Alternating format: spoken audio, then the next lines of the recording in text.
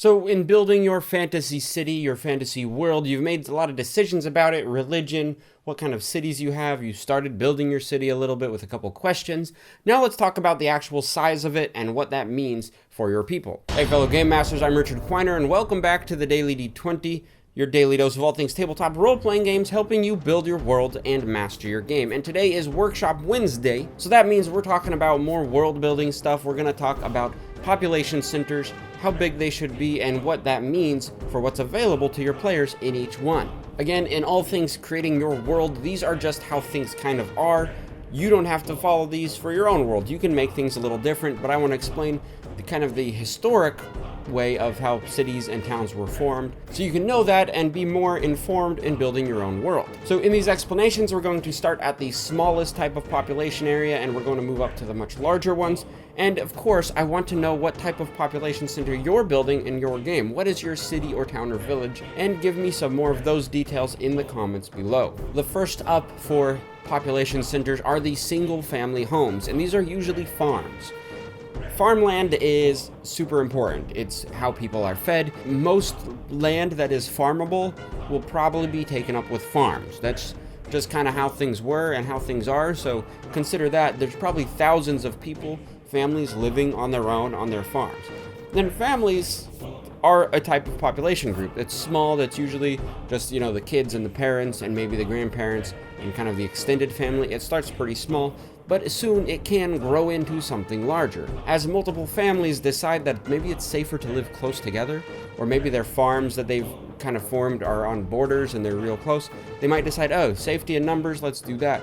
And also, hey, let's divide some labor and figure out how to make things work a little more efficiently in our new village. Now, the village is the second level, and it's usually a population between 50 and 1,000 people live in a village, so it's pretty small. If you've been in a town, and I know there's a lot of small towns in the country here, so if you've lived in a small town or been in a small town, you know how small they can be. Villages are even smaller. So what are the benefits of living in a village over just being an individual home or an individual family? Well, one is socializing opportunities. You get to meet people that aren't your family, which means marriage and other things can happen between that small group. It also gives you some strength in numbers. It's much more dangerous for some raiders or villains to attack a village than it is for them to attack an individual home on a farm. Also, working together is a really good way to do things. Oftentimes, labor gets kind of divided depending on the skill set of different people. You might have one person who is a very good blacksmith or very good at making horseshoes. You might have another person that's very good at brewing some ale, or you might have somebody who's very, very good at just tilling the land. You can divide the labor up, which dividing the labor means that creates a sort of industry or an economic exchange starts to happen.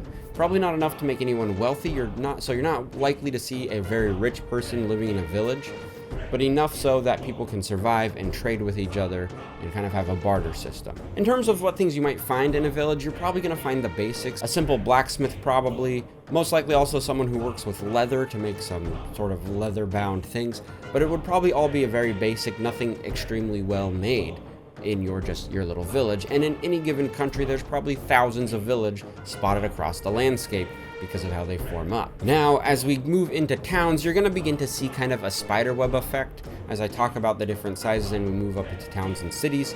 The individual homes feed in and become villages. Villages form together and become towns. A town forms when you have a village that is very cool and very popular and has something unique to it that the other villages don't. One main thing of that is possibly its location. A village that forms up on the edge of a river has a lot of opportunities for shipping, a lot of opportunities for moving things to and from the river, fishing, other sort of transportation means just by using the river, which can make it a potential to be turned into a town based on the needs of the people around it. Other potential ideas for a town might be very skilled craftsmen and people who live there. The tradespeople might be very good at what they do, and so other villages may come to the town to try and work with those people. You might also have some resources in the area, whether it's some valuable metal or some lumber in large quantities, something like that it might not have in the other villages. But if your village has that, people will come to you for that resource. These villages form into towns as people from the other villages move in and decide it's better to live closer to all the stuff that they want, so the towns grow in population. Somewhere between 1,000 and 8,000 people in one town is a pretty good number.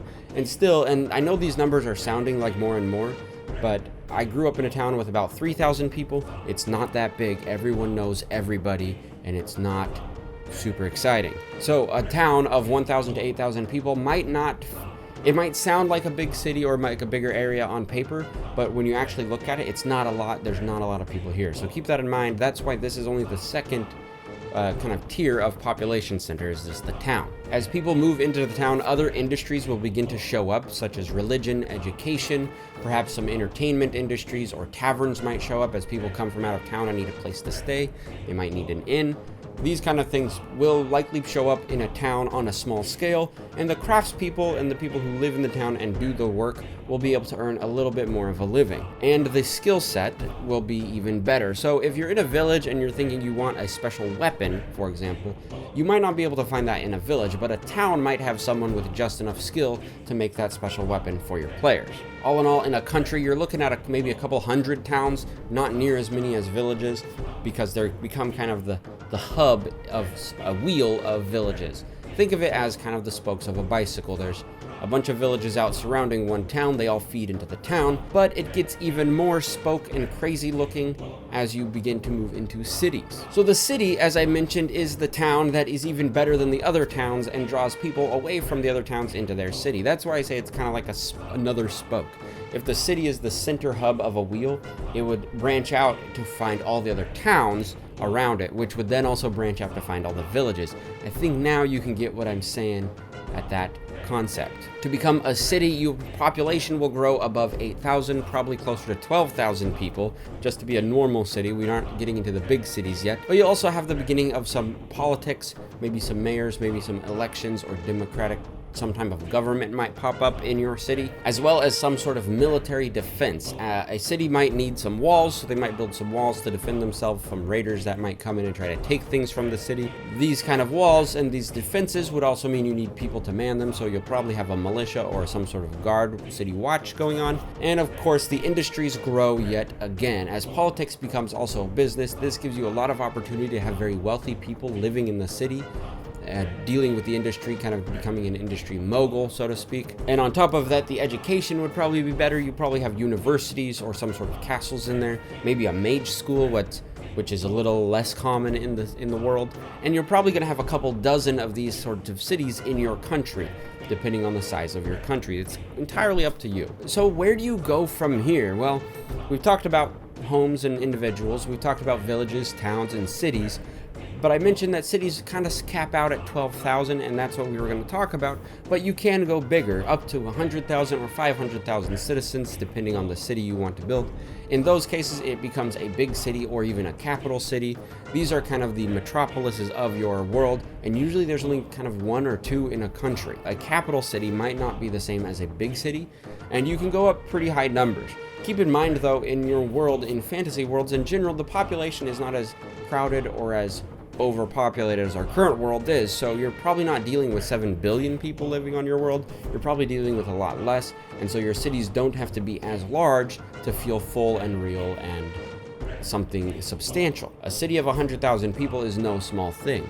A city of 500,000 people is pretty huge for a fantasy world. And if you get into 1 million, that's almost unheard of, but I still like the idea of it. And so in my own world, I do have a city of about 1 million people that I'm still working on building on the side. We haven't talked about it on this, but it's there. For more videos about world building and trying to figure out how to fill in your world and your fantasy story, go ahead and click the video over here. And if you need some help creating creatures to fill your fantasy world, go ahead and click the video over here. And of course, I've been Richard Quiner. Thank you for watching.